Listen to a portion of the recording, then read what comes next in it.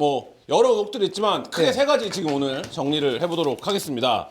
취임 2주년 기자회견에서 윤석열 대통령이 명품 가방 수수 의혹에 대해서 김 여사가 명품 가방을 받은 것에 대해서 일단 사과는 했습니다. 하지만 뭐 그 외의 의혹들, 도이치모터스 주가 조작 의혹과 관련해서는 특검을 추진하고 있는 상황이 정치 공세다. 이거 뭐 언제까지 이럴 거냐? 뭐 이런 이제 반응을 하면서 사실상 이제 말하자면 거부 의사를 밝혔습니다. 일단 요 지금 김건희 여사를 둘러싼 상황에 대한 인식, 대통령의 인식 어떻게 보십니까? 자, 이거를 제가 써가면서 해야 되겠네요. 얼마나 이게 진외보안 그건지 제가 이렇게 할게요. 자, KBS하고의 대담 네, 그리고 기자회견 네, 이 두 개가 어마어마한 장족의 발전이 있었어요. 근데 김건희 여사에 대해서 그때는 뭐라고 했습니까? 박절하지 못했다. 예, 이렇게 얘기를 했어요. 작은 파우치백. 작은 파우치백 박절하지 못해. 이게 어떻게 변했어요?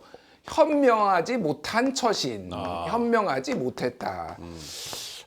참 걱정이다. 대통령 집에는 잘 관저에는 가셨을지 여사님께서 경로하지는 않으셨을지. 자, 이때는 뭐라고 했습니까? 정치 공작이다. 공작이었어요. 공작. 네. 그런데 어떻게 변했습니까? 정치 공세다. 예. 수위를 낮췄고. 보십시오. 공작이란 건 뭡니까? 뭔가를 음험하게 만들어내는 거. 좌파놈들이 뭔가를 만들어냈다. 이거는 억울하다 완전히. 근데 이거는 사실관계에 있어서는 내가 모르겠지만 어쨌든 과하다. 이 정도로 이제 이거 어마어마한 변화 아닙니까? 어떻게 보십니까? 사랑의 위기가 오나요?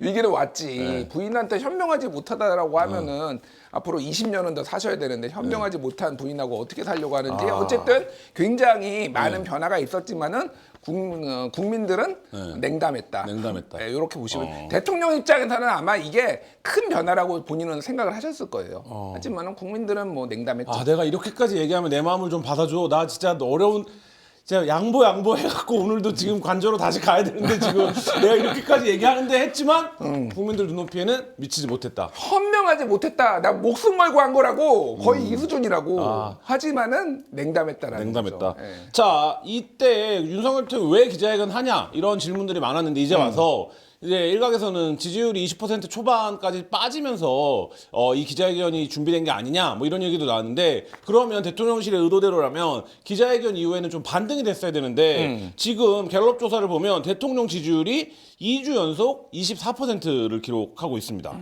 부정평가의 어떤 공고함도 해소되지 않고 있는데 이 상황은 대통령의 이 기자회견, 취임 2주년 기자회견이 결국엔 정치적으로는 아무 성과가 없었다 이렇게 판단해도 지금 되는 상황입니까? 어마어마한 성과가 있었죠. 어마어마한 성과가 어마어마한 있었다. 성과. 자, 한국 갤럽. 네. 한국 갤럽 기준으로 제가 말씀드릴게요. 한국 갤럽이 4월 마지막 주까지 하고 좀 쉬었어요. 네. 그래서 예. 자, 그래서 한국 갤럽을 말씀을 드리겠습니다. 한국 갤럽 기준으로 자, 4월 넷째 주. 네. 넷째 주 긍정이 24. 부정이 65였어요. 네, 65였어요. 5였어요. 4월 넷째 주에는. 네. 예. 그리고 2주 동안 쉬었습니다. 네. 2주 동안 쉬었고, 자, 2주가 지나서, 네. 그리고 5월 둘째 주인가요? 네, 둘째 주죠. 둘째 주. 대통령 긍정평가 얼마입니까? 24. 24. 네. 부정 얼마입니까? 67. 67.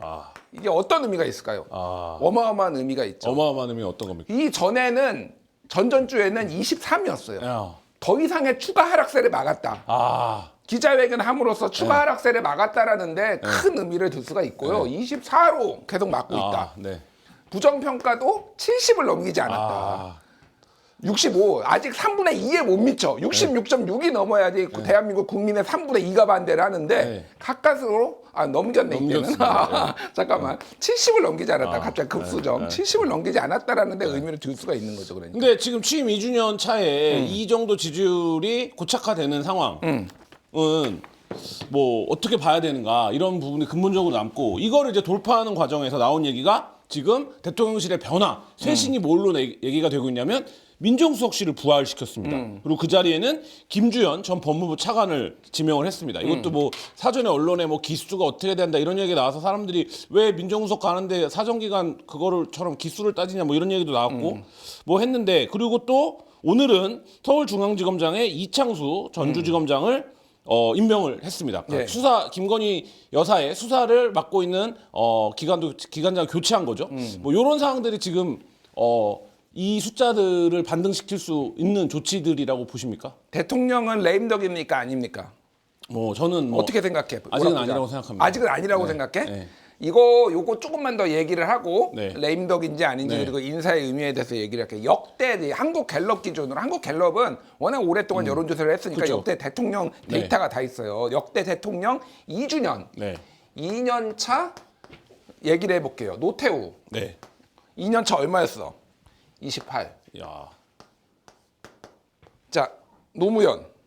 아니, 노무현이 아니라 김영삼. 김영삼 얼마야? 야, 김영삼 헷갈린다. 잠깐만. 김영삼 37.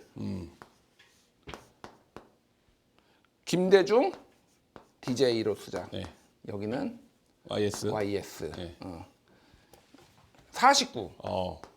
2년차 기준입니다. 2년차 예. 취임 2주년 기준. 노무현. 네. 노무현 33. MB 네. 44. 박근혜 네. 33. 뭐 여기 문재인이 빠졌는데 문재인 47. 자, 어떻게 보십니까? 역대 최저네요.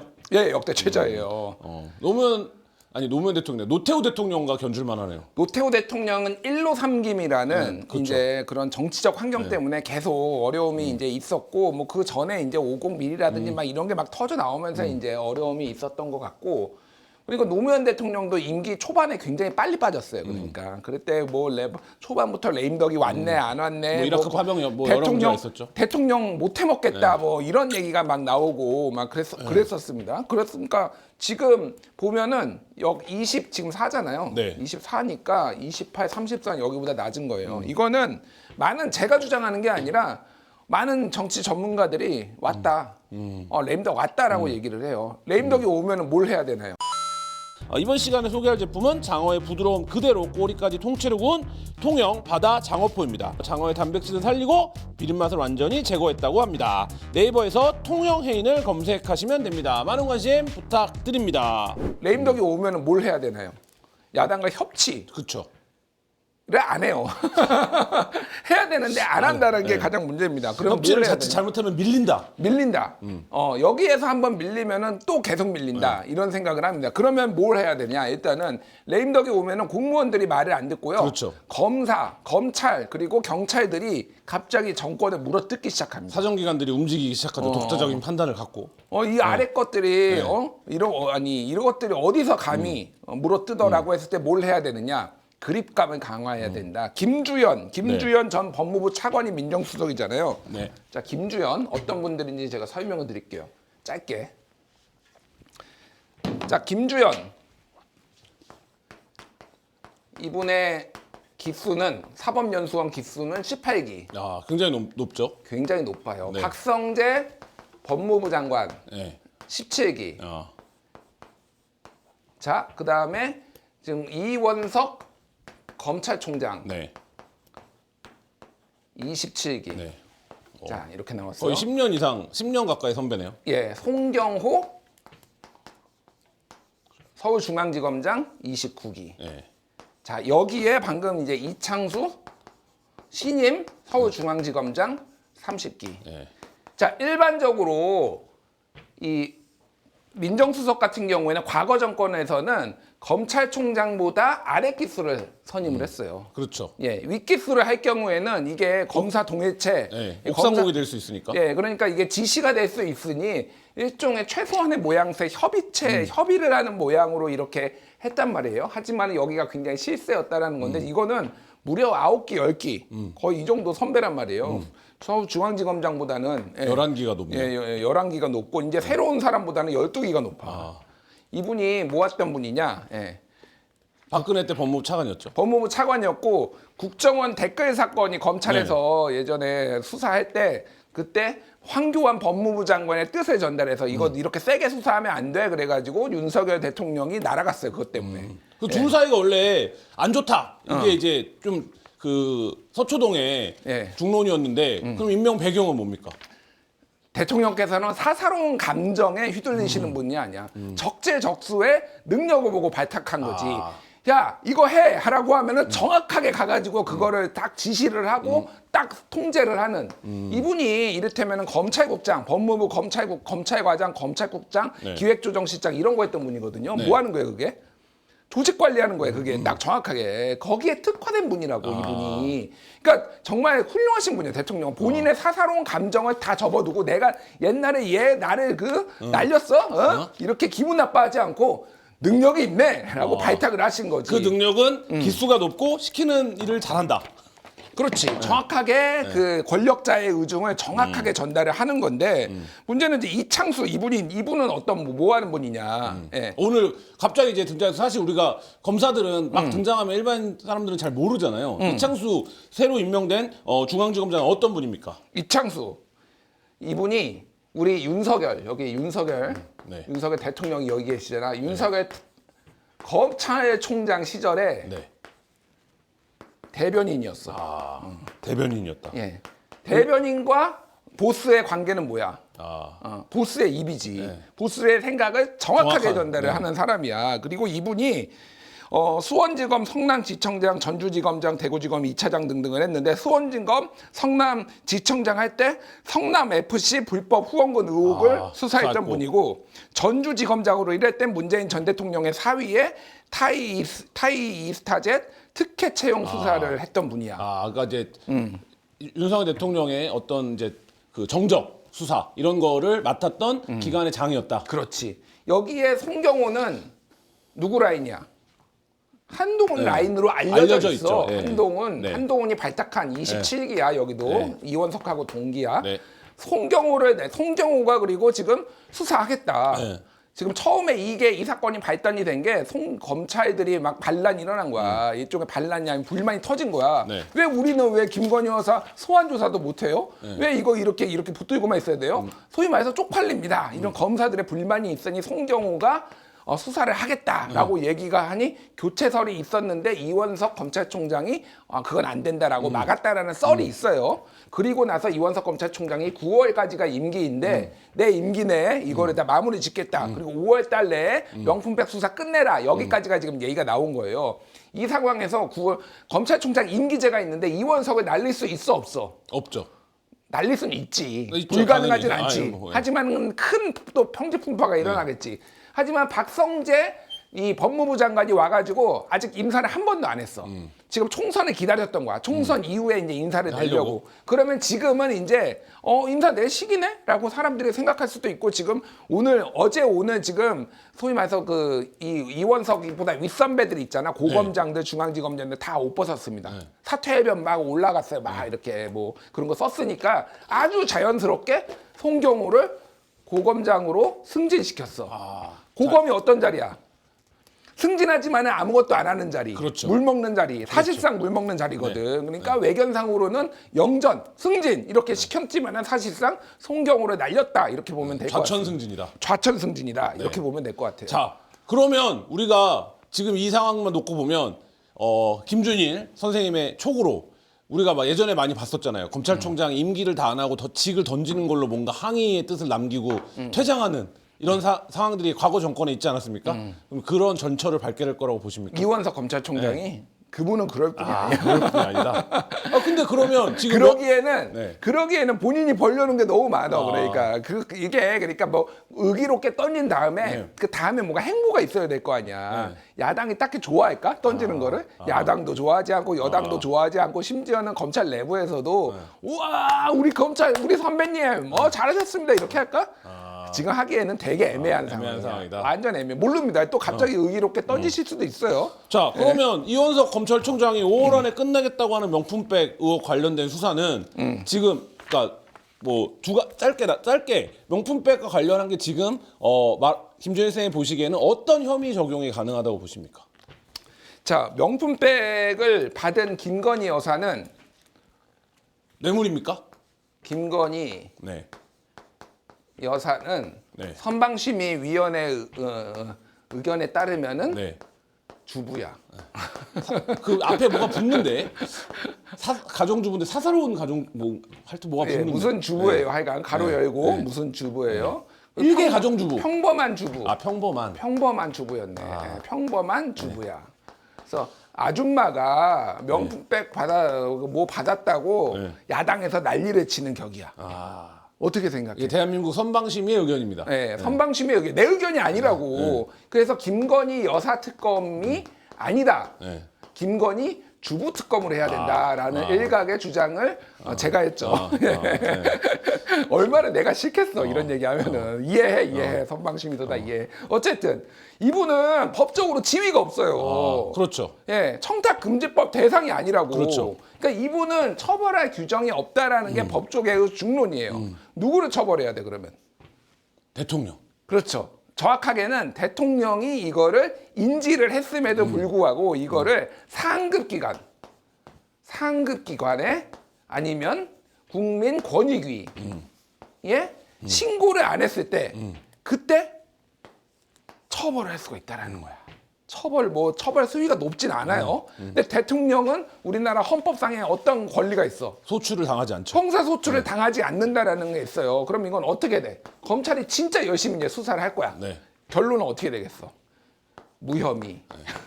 아니면 뭐 불기소. 불기소. 예, 여기도 지금 뭐 불기소 하겠지. 예. 이렇게 결론이 날 수밖에 없는 거다. 근데 어쨌든 세간의 관심은 김건희 여사를 소환할 거냐. 어쨌든 오늘 최재형 목사를 소환해서 조사하지 않았습니까? 그러면 이제 말하자면 이게 격이 맞으려면 수사의 프로세스상 김건희 여사를 조사해야 되잖아요. 그러면 이원석 검찰총장이 의기롭게 야 포토라인 설치하고 주부 김건희 씨 부르자 이렇게 나오는 겁니까 이제? 자, 대한민국에 주부를 포토라인에 세우면 돼, 안 돼? 안 되죠. 안 되지. 평범한 사람만 보호해야지. 일반 국민은 어떻게 주부를 세워? 네. 자, 검찰의 방식은 크게 보면 세 가지가 있어요. 김건희 여사를 조사할 수 있는? 검찰 청사에 불러 소환. 그리고 포토라인. 아, 이거는 강수야. 네. 두 번째, 불러. 네. 하지만은 뒷문이 있어, 뒷문. 비공개. 예. 뒷문이 있어. 세 번째는 모처에 가서 검찰이 방문 조사. 방문 조사가 있어. 네. 자, 네 번째는 뭐가 있어? 서면 조사가 있고. 서면 조사가 있어. 자, 서면 조사는 도이치모터스 주가 조작 사례는 서면 조사를 이미 했어요. 네. 하지만 대면 조사를 안 했다. 안 요 했어. 세 개는 다 대면 대면이죠. 조사예요. 네, 어쨌든. 대면이에요. 자, 1, 2, 3, 4. 자, 오락부장 어느 거 할 거야? 4번. 4번. 서면 조사. 네. 아, 가오가 있지. 아, 죄송합니다. 죄송합니다. 모양새라는 모양새가 네, 있지. 네, 모양새가 검찰도 지금 제가 진짜 검찰 관계자한테 들은 얘기인데 검찰이 진짜 부글부글 검찰도 바보 아니거든요. 네. 그리고 나름의 그런 게 있어요. 자부심이 있어요. 우리는 다 수사한다. 아무리 여사님이라고 하더라도 야, 어떻게 최소한 대면 조사는 해야 되는 거 아니야? 저는 3번 유력하게 봅니다. 3번. 모처를 방문해 조사한다. 예, 뭐 제3의 장소에서 비공개로 조사하고 후에 알린다. 그렇죠. 그런 식으로 뭐 어차피 다 비공개예요. 이건 그냥 다만 이제 취재가 들어가서 이렇게 알려지는 거지. 뭐 수사 중인 사안에 대해서는 네. 알려지지 않지만 어쨌든 이런 식으로 할 거다. 그래서 이거는 처벌 수위가 높다 낮다가 아니고 검찰도 부담이 덜해요. 솔직히 얘기하면은. 그러니까 이거는 어쨌든 털고 가야 된다라고 생각을 하지만은 용산도 그럴까? 한남동에 계신 그분도 그럴까? 상당히 불쾌하실 걸. 불쾌하다. 굉장히 불쾌할 거야. 그럼 어쨌든 5월 안에 모처를 방문 조사해서 기소 여부에 대한 결론은 어쨌든 낼 거라고 보십니까? 이거는 검찰이 결론을 낼 거다. 이창수 서울중앙지검장이 왔는지 모르지. 모르지. 나 진짜 몰라 나는. 내가 이거를 섣불리 결론 내리면 안 되는데 저는 5월달에 수사 결론 안 날 것 안 같습니다. 난다? 안 나는 쪽에 좀 무게를 둘게요. 예. 자, 이 명품백은 뭐 야권 일각에서는 명품백은 몸풀기다. 그건 이미 온 국민이 다 화면으로 증거 그 상황을 봤으니까 이미 다 알고 있는 내용 아니냐. 진짜 중요한 건 도이치모터스 주가 조작 사건이다. 이렇게 얘기를 하고 지금 이 부분에 대한 특검이 추진되고 있는 거 아닙니까? 예. 일단 도이치모터스 주가 조작 사건 관련해서 윤석열 대통령은 지난 정부에서 치열하게 수사했다. 이렇게 얘기를 했고 이성윤 중앙지검장이나 당시 이제 문재인 정부 인사들은 무슨 소리냐. 당시 검찰총장이 윤석열이었는데 최소한 뭐 수사 방해나 수사에 대한 회피가 이루어진 거다. 이렇게 이제 주자 맞서고 있는데 뭐 이 사건은 어떻게 보십니까, 김준희? 아니 뭐 윤석열 대통령은 본인은 꼭 그렇게 주장할 수 있고 이성윤 전 서울중앙지검장은 지금 당선인은 또 그렇게 주장할 수 있지. 제가 뭐 두 사람의 주장이 누가 맞는지는 모르겠어요. 하지만은 검찰총장 부인은 그렇게 검찰이 제대로 수사하기 어려운 것도 있었고. 네. 자 중요한 건 그거예요. 어쨌든 뭐가 됐든 수사를 했잖아. 네. 그러면은 자 지난해 초 무슨 일이 있었어? 이 사건과 관련해서 도이치모터스 주가 조작 사건과 이른바 관련해서. 선수들이 기소됐죠. 자 권오수 네. 기소가 한 게 아니라 1심 유죄가 나왔어. 유죄가 났죠. 1심 유죄. 예. 그리고 김건희 여사 같은 그런 사례들 주가 네. 조작에 가담한 선수들도 일부는 유죄, 네. 일부는 무죄가 났단 말이야. 네. 지금 항소심 이게 1심이야. 네. 이제 항소심 진행 중이야. 네. 항소심 진행 중. 조만간 난다는 얘기도 있어. 언제인지 모르겠지만. 네. 김건희 여사에 대해서 여기서 빨간색으로 하죠. 우리 주부 김건희. 주부 김건희에 대해서는 지금 검찰이 어떻게 하고 있어? 판단을 안 하고 있어요. 서면 조사를 했어. 어마어마한 진전이지. 서면 조사를 했다. 검찰이 대단해. 네. 서면 조사도 하고. 네. 그런데 뭘 하고 안 하느냐? 판단을 안 해. 예. 이 사람이 이게 왜 이게 했냐면 이 권오수와 그 일당들 주가 조작하는 사람들이 공판 과정이 굉장히 길었어요. 네. 공판 과정이 길었는데 그때 이 주부 김건희의 이름과 계좌와 이게 계속 나오는 거야. 계속 나오다 보니까 심지어는 뭐 전화를 했는데 바로 물량을 던져가지고 누가 받았네 아니네 이거가 다른 사람들의 어떤 증거로 이게 계속 활용이 되고 이름이 나오고 장모 최은수 씨 이름도 나오고 심지어는 검찰에서 22억 9천만 원인가? 네, 수익을 얻었다. 22억 9천만 원의 수익. 이거는 두 사람을 합쳐서입니다. 네. 예, 김건희와 최은순. 네. 최은순 두 사람을 합쳐가지고 이 사람들이 이거 도이치모터스 주가 조작으로 이렇게 얻었다라는 것까지 확인이 됐어. 그러면은 제가 검찰이라면은 죄가 없네. 불기소해야 되겠네. 이렇게 생각을 할 수도 있고 네. 이거는 유죄가 확실하구만. 기소를 해야 되겠다라고 생각을 할 수도 있는 거잖아. 네. 그냥 판단만 하면 돼. 무슨 옛날에 엄정하게 2년 동안 털었네 안 털었네 대통령이 그런 얘기를 할 필요가 없어요. 검찰한테 꾸짖어야지. 아니 그럼 왜 이렇게 김건희 여사와 나를 곤란하게 만드냐 검찰은. 빨리 판단을 해라. 네. 라고 검찰총장과 서울중앙지검장은 따끔하게 질책을 해야지. 좋습니다. 판단하겠습니다. 기소입니다. 기소 의견입니다. 이러면 어떡합니까? 그러니까 못하고 있는 거 아니냐? 이런 지금 주장이 있는 거 아닙니까? 자, 검찰 쪽 얘기를 내가 또 들어보니까 네. 진짜 검찰도 난감하다. 못하겠다라는 거야. 아니 하고 싶어도 네. 기소하기가 너무 어렵다 지금 이 상황에서 솔직히 얘기하면은.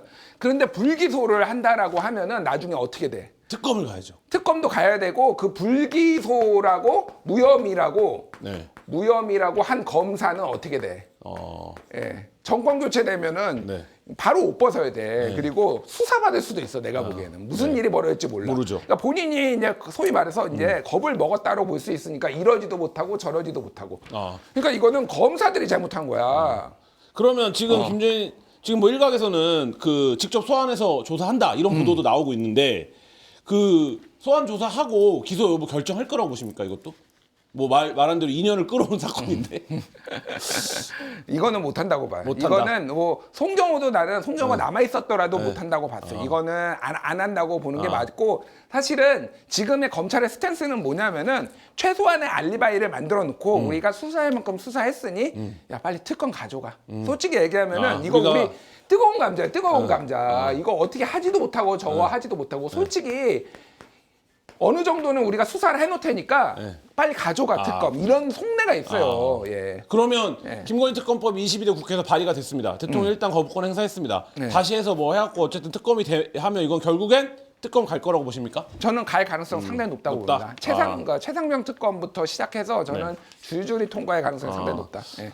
마지막으로 양평 고속도로 의혹이 있습니다. 이 고속도로 종점이 김건희 여사의 어떤 친정 일가를 중심으로 해서 변경된 게 아니냐 종점 아니 뭐 이런 거고 원희룡 국토부 장관이 하루 만에 이거를 이제 백지화시켰던 사건인데 이 부분도 지금 야당은 22대 국회에서는 조국 혁신당을 중심으로 집중적으로 이 부분도 필요하다라고 지금 주장을 하고 있는데 이 부분의 의혹은 어느 정도 보십니까? 그러니까 뭐 도이치보다는 조금 덜 무르익은 쟁점들이 있는데 어떻게 보십니까? 자, 이거 서울 양평고속도로 특혜 의혹 이거는 네.